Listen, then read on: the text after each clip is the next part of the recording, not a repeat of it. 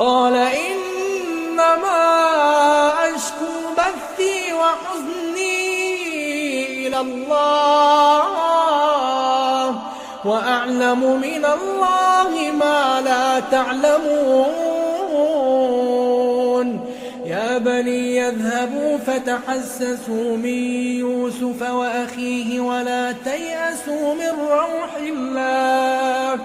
إنه لا ييأس من روح الله إلا القوم الكافرون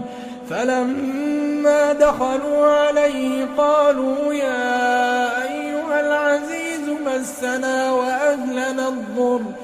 وجئنا ببضاعة مزجاة فأوف لنا الكيل وتصدق علينا